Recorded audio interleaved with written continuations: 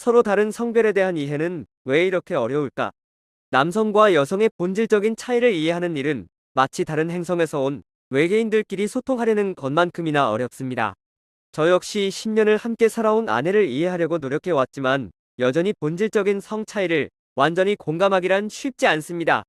그럼에도 불구하고 이런 민감한 주제를 이야기하려는 이유는 간단합니다. 우리가 이 시대의 복잡한 문제들 속에서 건강한 합의점을 찾아야 우리의 아이들이 더 정의롭고 평등한 사회에서 살아갈 수 있기 때문입니다. 남성에 대한 이해, 왜 필요할까? 그동안 성평등에 관한 논의는 대부분 여성의 권리와 입장에 초점이 맞춰져 있었습니다. 하지만 남성들에 대한 이해와 배려는 사실상 거의 다뤄지지 않았죠.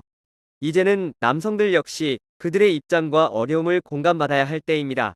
한국 사회에서 남성들은 태어나자마자 책임감이라는 무게를 짊어지며 시작합니다. 우리 집안을 이을 아이다. 나라를 위해 훌륭한 사람이 되어야지와 같은 기대는 남자아이들에게 자연스럽게 주어집니다.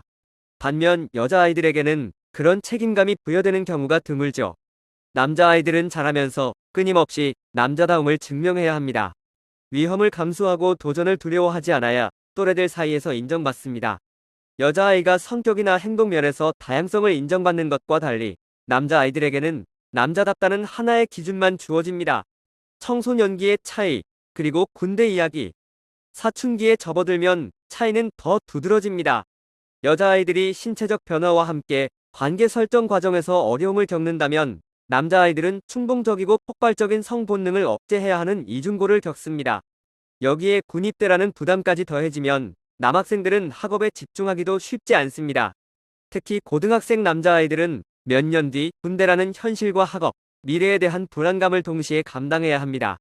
하지만 이런 현실을 이해하는 사회적 시선은 부족합니다. 한국 남성들이 겪는 불평등. 사회적으로 남성들은 많은 부분에서 차별받지 않는다고 여겨지지만 사실 그 이면에는 무거운 책임과 의무가 있습니다. 데이트 비용부터 결혼 준비, 직장에서의 기대까지 남성들에게 요구되는 기준은 결코 가볍지 않습니다. 게다가 남성들은 면접이나 승진에서 실패했을 때도 스스로 부족한 점을 돌아보며 객관적인 이유를 찾아야 합니다. 반면 여성들은 여자라서 차별받았다는 식의 추상적인 이유를 말할 수 있는 사회적 분위기가 조성돼 있죠. 이러한 차이는 결과적으로 남성과 여성 모두에게 불균형한 부담과 기회를 제공합니다. 이제는 남성들의 이야기도 들어야 할 때, 이제는 남성들에 대해서도 알아보려는 노력이 필요합니다. 남성들은 여성보다 우월한 권리나 지위를 원하는 것이 아닙니다. 그저 자신들이 겪고 있는 현실에 대해 공감받고 싶을 뿐입니다. 남성들도 이 사회의 중요한 구성원으로 그들의 노고와 책임을 인정받아야 합니다. 서로의 차이를 인정하고 존중하며 함께 더 나은 사회를 만들어가는 것이야말로 진정한 평등의 시작이 아닐까요?